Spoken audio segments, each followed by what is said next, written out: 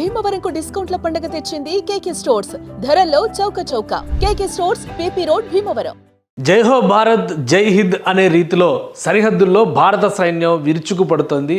ప్రత్యర్థి చేసేటువంటి కవ్వింపు చర్యలకి ఇప్పటివరకు సంయమనం పాటించినటువంటి భారత సైన్యం, భారత సాయుధ దళాలు ఒక్కసారిగా విరుచుకుపడితే పాకిస్తాన్ పరిస్థితి ఎలా ఉంటుంది? విలవెల్లాడిపోయేటువంటి స్థితిలో ప్రస్తుతం పాకిస్తాన్ ఉంది. పాకిస్తాన్లో కీలకమైనటువంటి 12 నగరాలపై రాత్రి 8 గంటల నుంచి మొదలైనటువంటి ఎయిర్ స్ట్రైక్స్ విపరీతంగా ఉక్కిరి బిక్కిరి చేస్తున్నటువంటి పరిస్థితి ఎదురవుతుంది. ముఖ్యంగా 2 అంశాలను ఇక్కడ దృష్టిలో పెట్టుకోవాలి. మొదటి నుంచి కూడా యుద్ధానికి సంబంధించినటువంటి కవ్వింపు చర్యల్ని పాకిస్తాన్ ఆర్మీ చేస్తూ వచ్చింది. ఎప్పుడైతే ఆపరేషన్ సింధూర్ భారత్ సక్సెస్ఫుల్గా నిర్వహించిందో ఆ తర్వాత నుంచి జమ్మూ కాశ్మీర్ సరిహద్దుల్లో తుపాకీల గోల అలా వినిపిస్తూనే ఉంది. మరోవైపు నుంచి లాహోర్ సరిహద్దు ప్రాంతం, అటు పంజాబ్ పరిసర ప్రాంతాల నుంచి కూడా వరుస పెట్టి దాడులు చేసేటువంటి కుయుక్తులను పన్నింది పాకిస్తాన్. ఆ తర్వాత రాత్రి సమయానికి పరిస్థితులు మొత్తం కూడా మారిపోయాయి. రాత్రి 7 గంటల నుంచి 8 గంటల సమయంలో ముఖ్యంగా ధర్మశాలలో ఉన్నటువంటి ఐపీఎల్ క్రికెట్ మ్యాచ్ను లక్ష్యంగా చేసుకునేటువంటి క్రమంలో జమ్మూ కాశ్మీర్లో భారీ ఎత్తున దాడులకి పాకిస్తాన్ పాల్పడింది. ఈ క్రమంలోనే భారత్ దాన్ని తిప్పికొట్టేటువంటి వ్యూహాన్ని అనుసరించింది.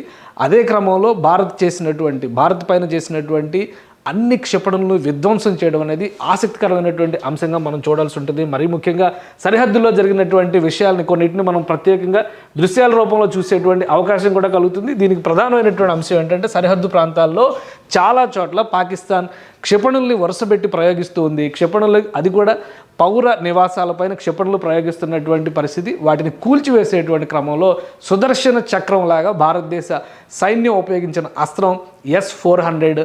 ఈ S-400కి సంబంధించినటువంటి మిసైల్ డిస్ట్రాయింగ్ వ్యవస్థలు సమర్థంగా పనిచేశాయి. ఒకేసారి జమ్మూ ఎయిర్పోర్ట్ని టార్గెట్ చేస్తూ పాకిస్తాన్ చేసినటువంటి ఇది దాడి, క్షిపణుల దాడి, ఆ దాడికి సంబంధించినటువంటి దృశ్యాలు చాలా వరకు రికార్డ్ అయినాయి. కానీ ఆకాశంలో ఎగురుతున్నటువంటి క్షిపణుల్ని ఆకాశంలోనే ధ్వంసం చేసింది S-400 సక్సెస్ఫుల్గా. ఒక్క మిసైల్ని కూడా నేలపైన తాకనిచ్చినటువంటి పరిస్థితి లేదు. ఒక్క జమ్మూ విమానాశ్రయం పైనే 30 వరకు రాకెట్లతో దాడి చేసింది పాకిస్తాన్ అంటే అక్కడ సివియారిటీని అర్థం చేసుకోవచ్చు. వాటిని సక్సెస్ఫుల్గా నిర్వీర్యం చేయడంలో, ధ్వంసం చేయడంలో భారత రక్షణ వ్యవస్థలు పటిష్టంగా పనిచేశాయని చెప్పని మనం భావించవచ్చు. అదే క్రమంలో పాకిస్తాన్ మరొక టార్గెట్, ఇది కౌంటర్గా జమ్మూ పైన జరిగినటువంటి దాడులకి కౌంటర్గా భారత దళాలు ప్రయోగించినటువంటి మిసైల్ వరద. ఇది ఒక తుఫాన్ రూపంలో వెళ్ళినాయి. ఒకటి కాదు ఒక్కొక్క నగరాన్ని టార్గెట్ చేస్తున్నటువంటి ప్రయోగాలుగా వీటిని మనం చూడాల్సి ఉంటుంది. ముఖ్యంగా ఇండియాకి సంబంధించి ఎక్కడ కవ్వింపు చర్యలు జరిగినప్పుడు కూడా ఇది జైసల్మీర్ ప్రాంతంలో జరిగినటువంటి దాడి ఒకటి కాదు, వరుసగా దాదాపుగా 2500 కిలోమీటర్ల మేర పాకిస్తాన్తో ఇండియాకి బార్డర్ ఉంది. ఒకసారి దాన్ని కూడా అనలైజ్ చేసేటువంటి ప్రయత్నం చేద్దాం. ఇండియాకి ఉన్నటువంటి బార్డర్ని ఉపయోగించుకునే పాకిస్తాన్ విరుచుకుపడేటువంటి ఒక వ్యూహాన్ని రచించింది. ఆ క్రమంలోనే భారతదేశానికి సంబంధించినటువంటి సరిహద్దులో ఇక్కడ చూస్తే కనుక మనం క్లియర్ పిక్చర్లో చూస్తే ఇది గుజరాత్ నుంచి మొదలయ్యేటువంటి ప్రదేశాలు. గుజరాత్ నుంచి మొదలైతే కనుక ఇక్కడ జమ్మూ కాశ్మీర్ వరకు ఉన్నటువంటి సరిహద్దులు మొత్తం కూడా. అయితే ఇక్కడ ఆక్రమిత కాశ్మీర్లో ఉన్నటువంటి ఆజాద్ కాశ్మీర్ పరిసర ప్రాంతాల నుంచి చూసినా కానీ ఈ కింద పంజాబ్ దగ్గర నుంచి రాజస్థాన్ నుంచి గుజరాత్ వరకు చూస్తే కూడా దాదాపు 2100 కిలోమీటర్ల సరిహద్దు రేఖ భారతదేశానికి ఉంది. ఒక్క కాశ్మీర్ పైనే కాకుండా వరుస పెట్టి గుళ్ళ వర్షం క్షిపణుల్ని పంపించేటువంటి ప్రయోగం పాకిస్తాన్ నుంచి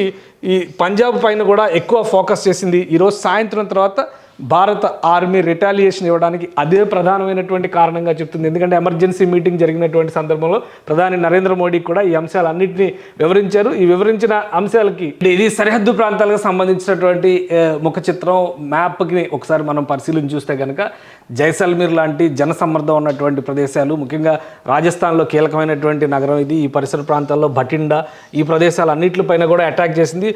పంజాబ్ ప్రాంతంలో ముఖ్యంగా అమృత్సర్ ఉన్నటువంటి సిక్కులకి పవిత్రమైనటువంటి అమృత్సర్ స్వర్ణ దేవాలయం గురించి మనకు తెలుసు. స్వర్ణ దేవాలయాన్ని కూడా టార్గెట్ చేయడం, వరుస పెట్టి మిసైల్స్ని ప్రయోగించేటువంటి ప్రయత్నం పాకిస్తాన్ ఆర్మీ చేసింది. ఈ నేపథ్యంలోనే భారత్ కౌంటర్ అటాక్ మొదలుపెట్టింది. 1 కాదు 2 కాదు వరుస పెట్టి క్షిపణుల వర్షం కురిపించింది.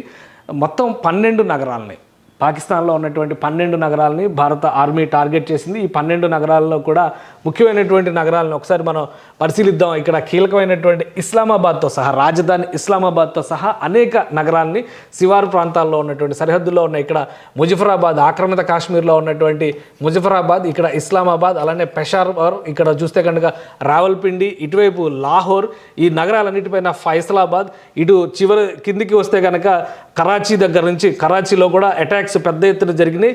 ఇంకా ఇక్కడ చూస్తే క్వెట్టా, ఈ కీలకమైనటువంటి నగరాలు మొత్తం 12 నగరాలని ముల్తాన్ పైన అటాక్ జరిగింది. ఈ 12 నగరాలని కూడా భారత ఆర్మీ, భారత మిసైల్ వ్యవస్థలు టార్గెట్ చేశాయి. ఈ నగరాలన్నిటిపైన కూడా పెద్ద ఎత్తున దాడి జరిగింది. ఇంకొక విషయం ఏంటంటే ఈసారి ఈ ఆపరేషన్ సింధూర్ స్టేజ్ 2 అని చెప్పి మనం అనుకోవాల్సి ఉంటుంది. ఈ ఆపరేషన్లో త్రివిధ దళాలు కూడా పాల్గొనడం అనేది ఆసక్తికరమైనటువంటి అంశం. ఒక విధంగా ఫుల్ ఫ్లెడ్జ్డ్ వార్గానే మనం దీనికి అర్థం చేసుకోవాల్సి ఉంటుంది. ఎందుకంటే కరాచీలో అటాక్ జరిగినటువంటి క్రమంలో ఐఎన్ఎస్ విక్రాంత్ ఆపరేషన్ మొదలుపెట్టింది. అందరూ కూడా ఐఎన్ఎస్ విక్రాంత్ ఎందుకు మూవ్ చేసింది, భారతదేశం ఐఎన్ఎస్ విక్రాంత్ను ఉపయోగిస్తుందా లేదా అనేటువంటి సందేహాలు ఉన్నాయి. ఇక్కడ ఐఎన్ఎస్ విక్రాంత్ కరాచీ పోర్టు మొత్తాన్ని ధ్వంసం చేసినట్టుగా సమాచారం వస్తుంది. కీలకమైన 12 నగరాలు అంటే ఆయువు పట్టులు పాకిస్తాన్ కని భావిస్తున్నటువంటి ప్రాంతాలు అన్నిటిపైన కూడా భారత సైన్యం దాడి చేసింది. సమర్థంగా పాకిస్తాన్ చేసినటువంటి దాడుల్ని తిప్పికొడుతూ ఈ ప్రతి దాడుల్ని చాలా బలంగా చేసింది. పూర్తి స్థాయిలో అక్కడ ఉన్నటువంటి వ్యవస్థలన్నీ కూడా నిర్వీర్యమైనటువంటి స్థితిలో పాకిస్తాన్ ప్రధాని కూడా పరారైనటువంటి పరిస్థితి, సురక్షితమైనటువంటి ప్రాంతానికి తరలించేటువంటి ప్రయత్నం జరిగినట్టుగా తెలుస్తుంది. లాహోర్ నుంచి ఒక విమానం ద్వారా, ప్రత్యేకమైనటువంటి సైనిక విమానం ద్వారా బహ్రెయిన్ తరలిస్తున్నట్టుగా కూడా ఒక సమాచారం వస్తుంది. సో మొత్తం మీద పాకిస్తాన్కి ఇది కాళరాత్రిగా మనం చెప్పాల్సినటువంటి పరిస్థితి ఉంటుంది. ఒక ఆక్రమిత కాశ్మీర్ దగ్గర నుంచి మొదలైనటువంటి ఈ యుద్ధకాండ పూర్తి స్థాయిలో పాకిస్తాన్ అంతటా కూడా విస్తరించింది. మరొక ముఖ్యమైనటువంటి అంశం ఏంటంటే ఒకవైపు నుంచి భారత ఆర్మీ విరుచుకుపడుతుంటే స్థానికంగా బలూచిస్తాన్ నుంచి కూడా పెద్ద ఎత్తున స్థానిక నగరాల్లో పెద్ద ఎత్తున ప్రతిఘటన జరుగుతున్నట్టుగా సమాచారం వస్తుంది. ఒకవేళ ఇదే నిజమైతే కనుక తెల్లారేపాటికి పాకిస్తాన్ రూపురేఖలో మొత్తం మారిపోయేటువంటి అవకాశం ఉంటుంది. పాకిస్తాన్లో ఉన్నటువంటి నిరంకుశ ప్రజాస్వామ్యం పేరుతో ఉన్నటువంటి నిరంకుశ ప్రభుత్వాన్ని కూలదోయడం, అలానే ఉగ్రవాదులకి స్వర్గధామంగా మారినటువంటి ప్రాంతాలను ఎండగట్టేటువంటి పరిస్థితి వస్తుంది. వ్యూహాత్మకంగా భారత ప్రధానమంత్రి అలానే భద్రతా సలహాదారు అజిత్ దోవల్ కీలక భేటీ నిర్వహించారు. మరోవైపు నుంచి కేంద్ర హోంమంత్రి అమిత్ షా సరిహద్దు రాష్ట్రాలు, పాకిస్తాన్తో సరిహద్దు కలిగినటువంటి రాష్ట్రాల డీజీపీలతో వీడియో కాన్ఫరెన్స్ నిర్వహించారు. సర్వం అప్రమత్తతను ప్రకటించారు. దేశవ్యాప్తంగా ఉన్నటువంటి ఎయిర్పోర్ట్లు అన్నింటిలో కూడా హై అలర్ట్ని ప్రకటించారు. రేపు ఉదయానికి ఏం జరిగినా కానీ అందరూ ప్రిపేర్ అయి ఉండాల్సినటువంటి అవసరాన్ని ప్రకటించారు. ఆదివారం వరకు పంజాబ్లో, ఢిల్లీలో, రాజస్థాన్లో, సరిహద్దు గ్రామాలు ఉన్నటువంటి ప్రాంతాలు అన్నింటిలో కూడా విద్యా సంస్థలకి, కార్యాలయాలకి కూడా సెలవులు ప్రకటించినటువంటి పరిస్థితి. అంటే దాదాపు యుద్ధం వచ్చినట్టుగానే భావించాలి. ఇది యుద్ధ సన్నద్ధత కాదు, యుద్ధం వచ్చినట్టుగానే భావించాలి. అధికారిక ప్రకటన లేదు. ఇది ప్రతిదాడిగా జరుగుతున్నటువంటి సమరంగా భావించాల్సినటువంటి అవసరం ఉంటుంది. మరొక ముఖ్యమైనటువంటి అంశం ఏంటంటే ఈ ప్రాంతాలపైన దాడులు జరుగుతున్నటువంటి విధానం, అక్కడ ఉపయోగిస్తున్నటువంటి ఆయుధ సామాగ్రి కూడా నేరుగా లక్ష్యాన్ని ఛేదించే విధంగా భారత సైన్యం ప్రణాళికలను సిద్ధం చేసింది. మొత్తం కూడా టెక్నాలజికల్ వార్ఫేర్ మాత్రమే నడుస్తుంది.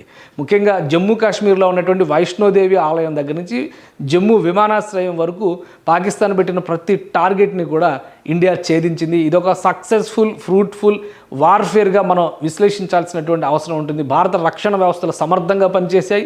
ప్రతిదాడి చేయడంలో అంతకంటే సమర్థంగా వ్యవహరించగలిగాయి.